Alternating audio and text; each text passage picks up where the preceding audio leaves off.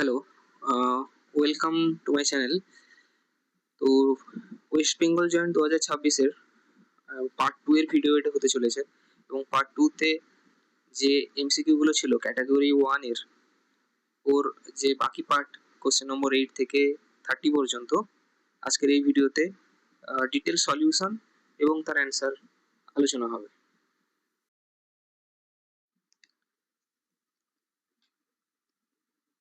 Question number 8, তো এখানে বলেছে a body initially at rest and sliding along a frictionless track from a height h just complete a vertical circle of diameter AB equal to d. The height is equal to, মানে এই বডিটা H height থেকে পড়ে এখানে তার একটা velocity থাকবে। ওই ভেলোসিটিটা মিনিমাম কত ভেলোসিটি হবে যার জন্য এখানে জাস্ট সার্কেলটাকে কমপ্লিট করবে। তো জাস্ট সার্কেল কমপ্লিট করার কন্ডিশন, এই বডিটা যখন এই পয়েন্টে পৌঁছাবে তখন কোনো নর্মাল ফোর্স থাকবে না। তাহলে আর কোন দিকে কোন ফোর্স গুলো অ্যাপ্লাই করছে তার ডিরেকশন গুলো আগে দেখে নেওয়া যাক। এমজি নিচের দিকে আর উপরে MV square by R, velocity at point A. আর এখানে হয়ে যাবে ডি বাই টু, ডিটা ডায়ামিটার বলেছে। তো এবার বি পয়েন্টের ভেলোসিটি কত হবে? বি পয়েন্টের ভেলোসিটি এখানে এনার্জি কনজারভেশন থেকে আমরা পেতে পারি, কারণ এখানে ফ্রিকশনলেস ট্র্যাক বলেছে। তো এনার্জি কনজারভেশন থেকে আমরা বি এর ভ্যালুটা, ভিবির ভ্যালুটা পেয়ে যাবো এমজি এইচ। তো এখানে ভিবি পাবো ভিবি স্কোয়ার 2GH। তো এখানে বলেছে যে হাইটটা কত হবে, মানে এইচটা কত হবে যাতে জাস্ট কমপ্লিট করে, ভার্টিক্যাল সার্কেল জাস্ট কমপ্লিট করে। ঠিক আছে, তো এবার আমরা দেখতে পারি যে এইখানে যে কাইনেটিক এনার্জি ছিল আর এখানে যে কাইনেটিক এনার্জি, এই দুটো ডিফারেন্স হচ্ছে এই পোটেনশিয়াল এনার্জির সাথে সমান হবে, এই হাইটের পোটেনশিয়াল এনার্জির সাথে সমান হবে। তো ওখানে কাইনেটিক এনার্জি হবে ক্যাপিটাল এম, ভি স্কোয়ার, এগুলো সব ক্যাপিটাল এম ধরেছি আমি, VB square minus half capital M V A square equal to M G D. এটাকে সলিউশন করলে দেখা যাবে এম এম কাটবে আর টুটা সেখানে মাল্টিপ্লাই হবে 2GD, আর ভিবির ভ্যালু তো 2GH। তো এখান থেকে ভি এর ভ্যালুটা ক্যালকুলেট করে নিতে পারবো, 2GH মাইনাস 2GD।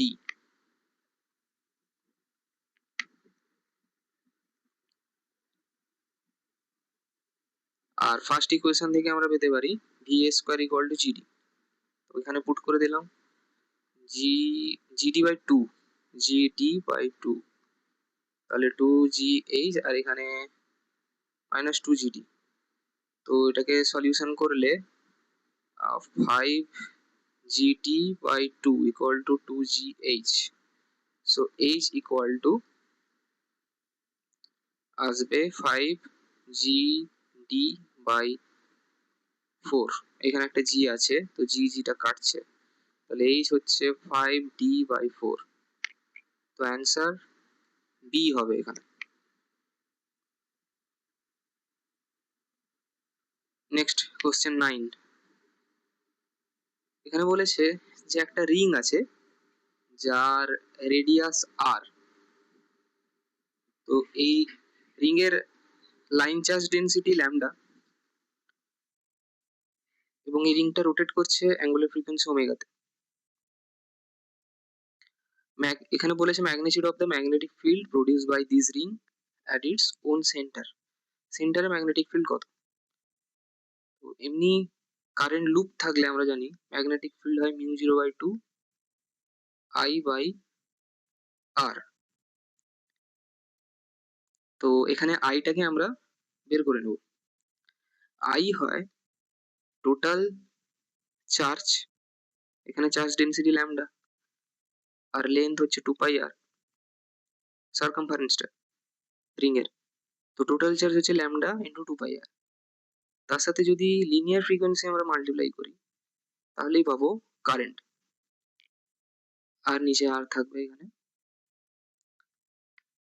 এবার অ্যাঙ্গুলার ভেলোসিটি বলা আছে, তাহলে এফ এর জায়গায় আমরা ডাইরেক্ট ω/2π বসিয়ে দিলে এখানে 2πrটা কাটবে, পড়ে থাকবে শুধু μ0 ল্যামডা ω/2।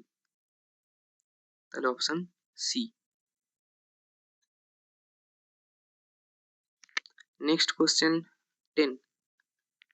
তো এখানে বলেছে ব্লক আছে 2 কেজি, 3 কেজি আর 5 কেজির, হরিজন্টাল সারফেসে রাখা আছে ফ্রিকশন লেস। এবার 5 কেজি ভরের এক প্রান্তে আমরা 30 নিউটন বল অ্যাপ্লাই করেছি, বলেছে টেনশনের ভ্যালুটা কত হবে, টি। এবার কোশ্চেনে টির কোনো বলা নেই যে কোন স্ট্রিং এর টেনশন। তো আমরা ইন জেনারেল দুটো বের করে দেখবো কোনটা অপশন ম্যাচ করছে, তারপরে না হলে ওই অপশনটাই ঠিক হবে। তাহলে এই টোটাল সিস্টেমটার অ্যাক্সিলারেশন কত হবে, ফোর্স 30 নিউটন, টোটাল সিস্টেমটার মাস হচ্ছে 5 3 8 2 10 10 কেজি, আর অ্যাক্সিলারেশন এ, তাহলে এ ইকুয়াল টু 3, টোটাল সিস্টেমটার অ্যাক্সিলারেশন 3। এবার ফার্স্ট মাসের ক্ষেত্রে 30 নিউটন ফোর্সটা হচ্ছে রাইটে, আর টেনশন ফোর্স তাকে অপোজ করছে, এখানে ধরে নিতে পারি আমি টেনশন টি, আর এই স্ট্রিং এ টেনশন T1। তাহলে 30 minus T equal to 5a। তাহলে টির ভ্যালু হচ্ছে 30 মাইনাস 15 মানে 15। আবার এরকম ভাবে যদি T1টাও বের করে নিই, T1 এর মাস m2 এর ক্ষেত্রে আমি যদি ইকুয়েশনটা লিখি, তাহলে এদিকে টেনশন টি, উল্টো দিকে টেনশন T1, মাস 3 কিলো, অ্যাক্সেলারেশন 3, সো টেনশনের ভ্যালু আমরা পেয়েছি 15 আর এটা 9, তাহলে T1 হচ্ছে 6। তো এখানে টেনশনের ভ্যালুটা কিন্তু 6, তো অপশানে নেই, ফার্স্ট অপশনটাই বেরিয়েছে 15, তাহলে এটা অ্যান্সার 15ই হবে।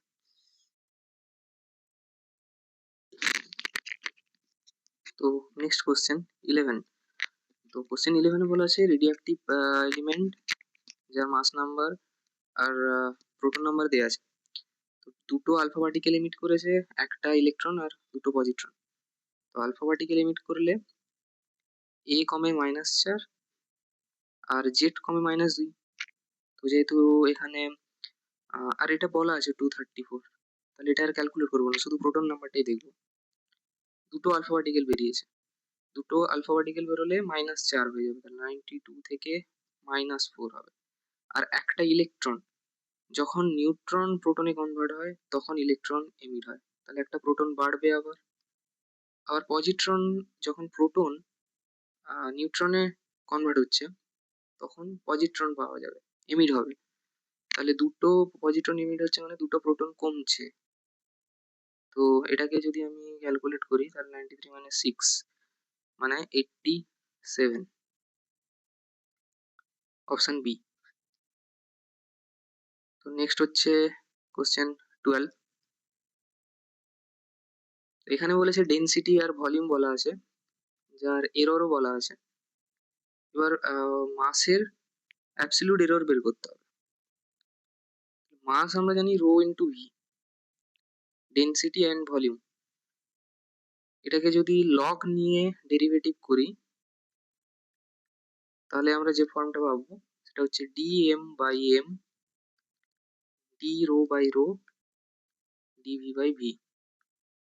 তো এখানে চেয়েছে dm টা বের করতে, অ্যাবসলিউট এরর, তাহলে d ρ/ρ plus dv/v into m। d rho কত বলেছে, ডেনসিটির এররটা হচ্ছে 4, কততে? 20-তে।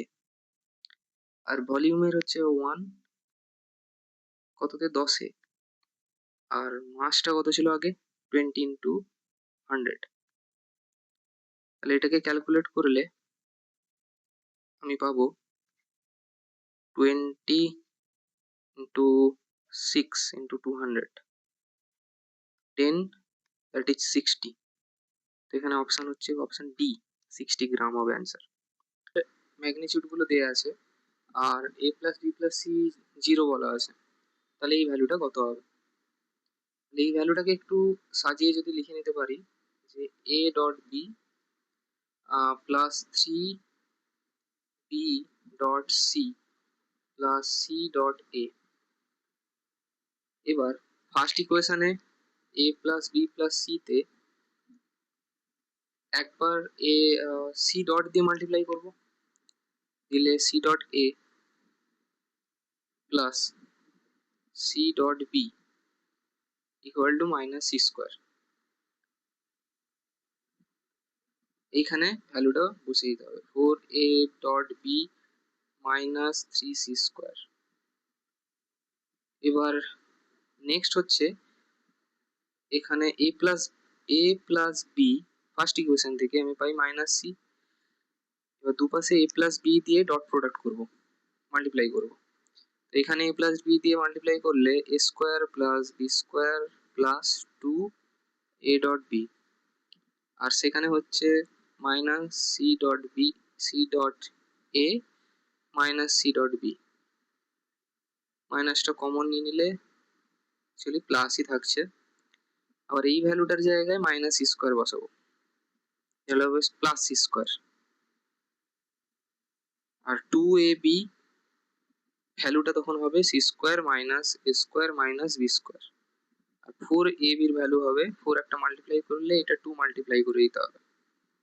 তাহলে 4ab এর ভ্যালুটা হচ্ছে, এখানে পুট করতে হবে সমস্ত ভ্যালু, সি স্কোয়ারের 16, a এর 1, b এর 4, তাহলে এটা করলে হবে 22।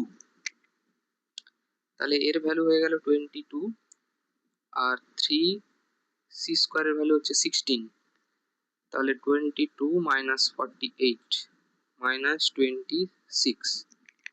তো option B is correct. Next question, তো এখানে বলা আছে কোশ্চেন 14-এ বলা আছে যে beyond what distance the ray optics is sufficiently valid when the aperture is 6 millimeter wide and the wavelength is 6000 angstrom।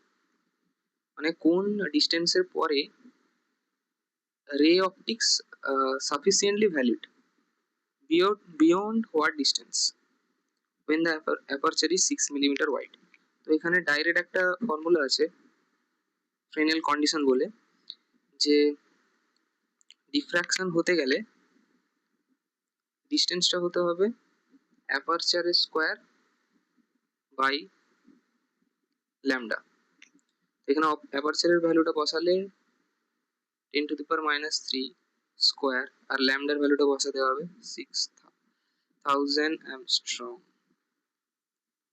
তো 36 ইন্টু 10⁻⁶ অ্যান্ড নিচে 6 ইন্টু 10⁻⁷, তো 60 মিটার, অপশন বি। তো নেক্সট কোশ্চেন 15। তো এখানে বলেছে যে a simple pendulum of length L and has a bob of mass m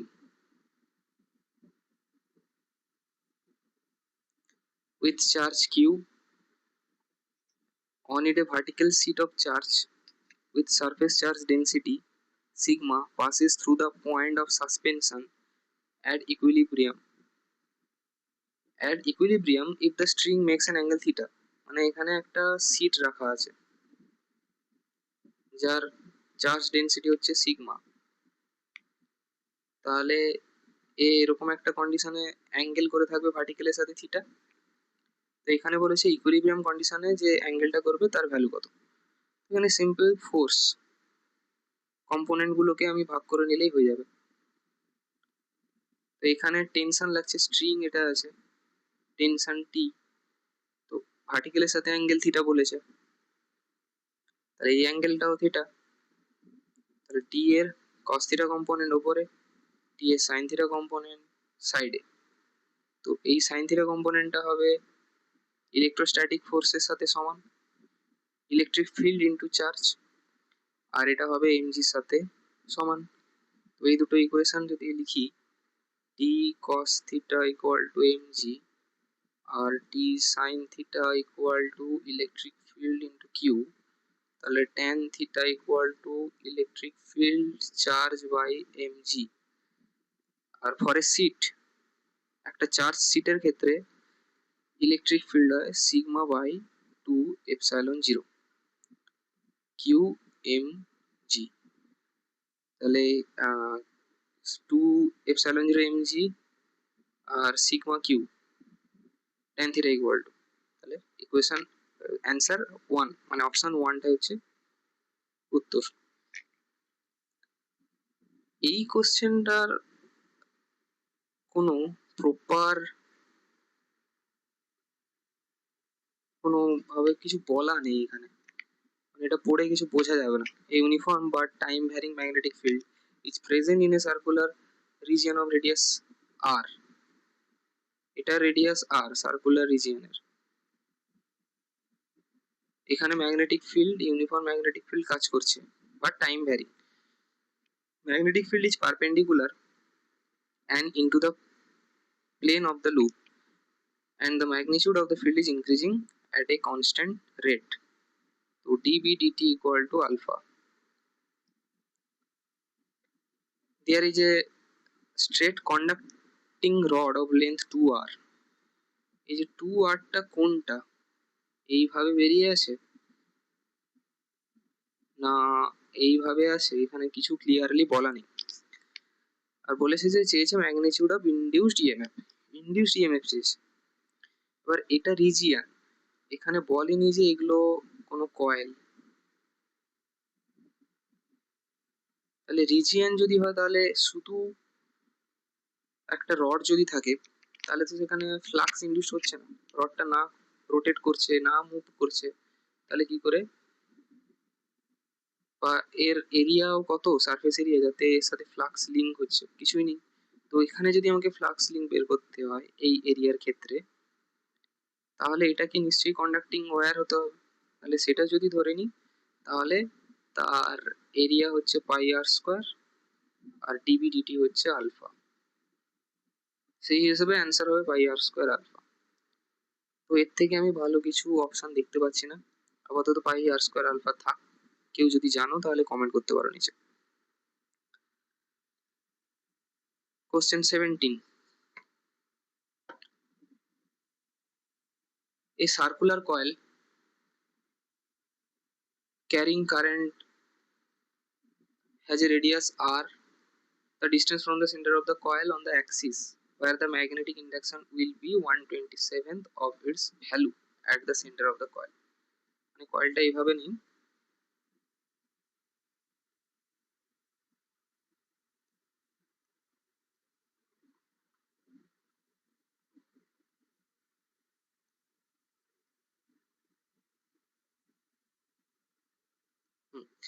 কয়েলটা আছে এইভাবে আছে, তার অ্যাক্সিসে এক্স ডিস্টেন্সে ম্যাগনেটিক ফিল্ড কি হয়, μ0/2, এর ফর্মুলাটা হচ্ছে μ0/2 I radius square plus X square 3/2. Distance from the center of the coil on the axis where the magnetic induction will be 1/27 of its value at the center. সেন্টারে হয় μ0I/2r, এর 1/27 time. তাহলে এখানে সবকিছু বসালে μ0I/2 কাটবে, এখানে এটা হয়ে যাবে আর কিউব,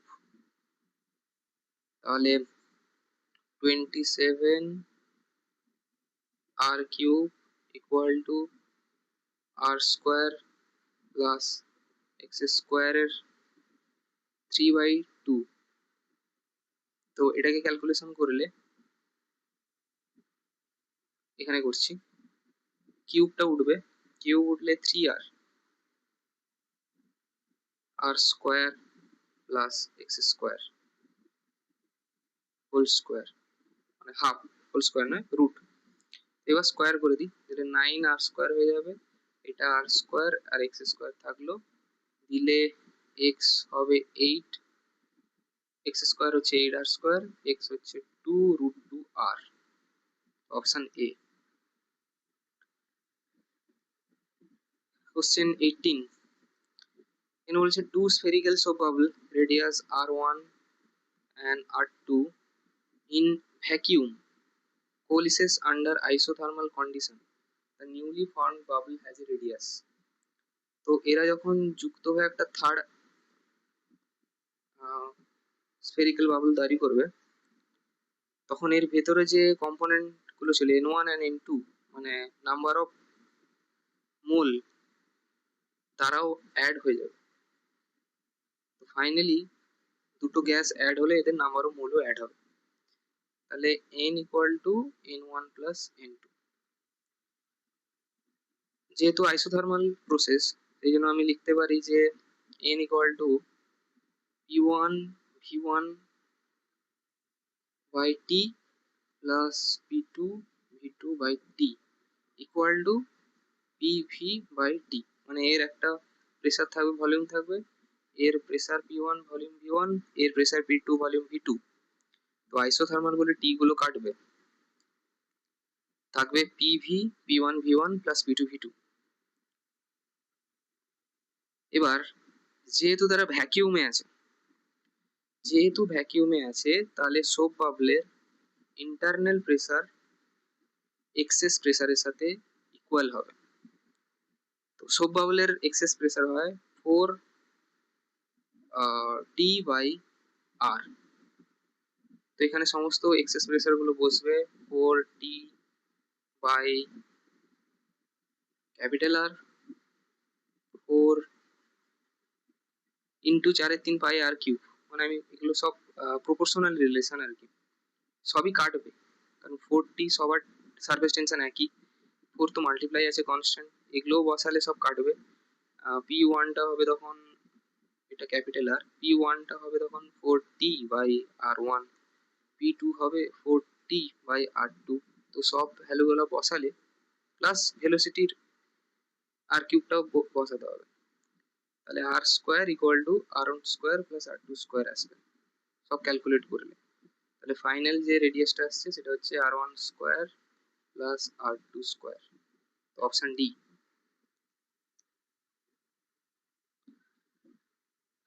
19, এখানেও আইভি ক্যারেক্টারিস্টিক দেওয়া আছে। তো আইভি ক্যারেক্টারিস্টিক দেওয়া আছে V Y অ্যাক্সিসে, R I K এখানে মাইনাস এক্স অ্যাক্সিসে নিয়েছে। অ্যাকচুয়ালি এই কার্ভটা হয় ফটো, মানে সোলার সেলের, ফটো সেল না, সোলার সেলের। তো সোলার সেলের অ্যাকচুয়ালি কার্ভটা হয় এই কোয়াড্রেন্টে থাকে, তখন আমরা ভি কে এক্স অ্যাক্সিসে লিখতাম আর আই কে ওয়াই অ্যাক্সিসে। এটা যেহেতু ঘুরিয়ে দিয়েছে কোয়াড্রেন্টটা, এটা মানে আই এর মাইনাস ভি এর প্লাস, তো এখানেও আই এর মাইনাস আর ভি এর প্লাস, তো এটা সেই জন্য সোলার সেল হবে। Question 20,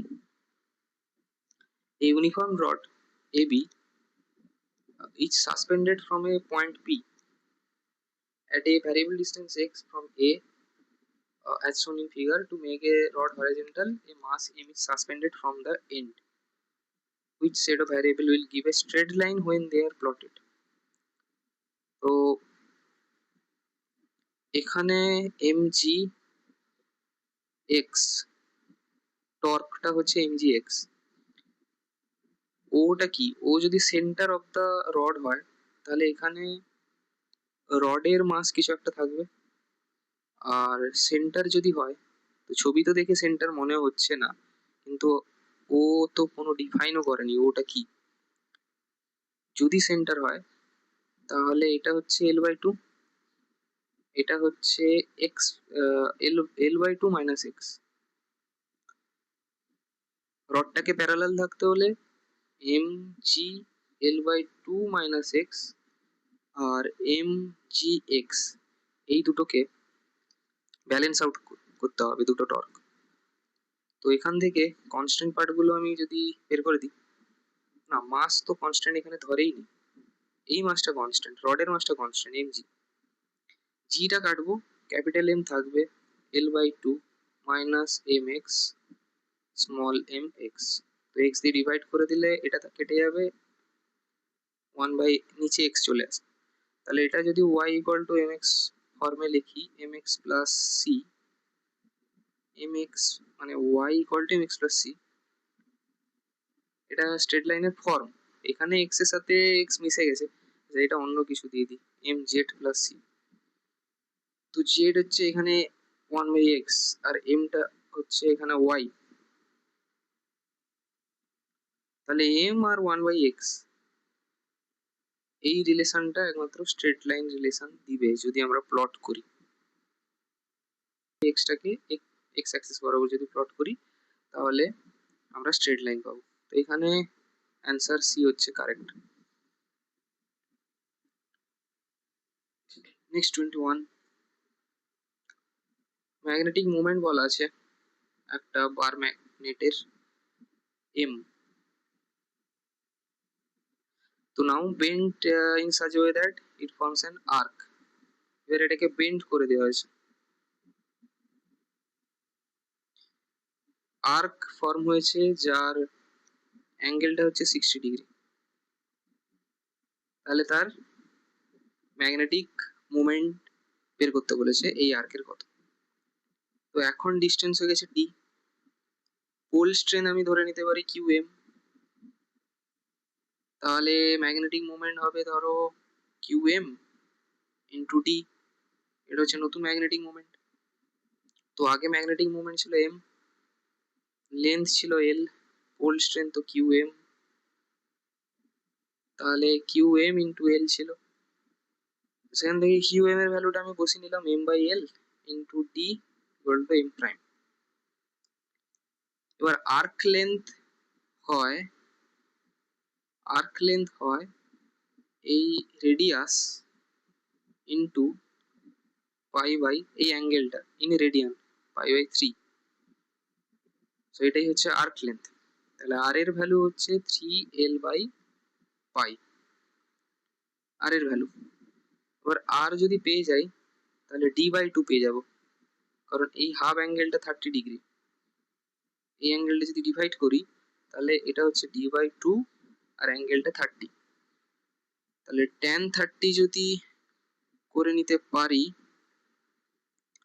বা sin 30 যদি আমি দেখি, তাহলে লম্ব বাই অতিভুজ, এখানে লম্বটা কোথায়, লম্ব হচ্ছে d/2 আর অতিভুজ হচ্ছে আর, sin 30 ভ্যালু হাফ, তো ডি ইকুয়াল টু আর।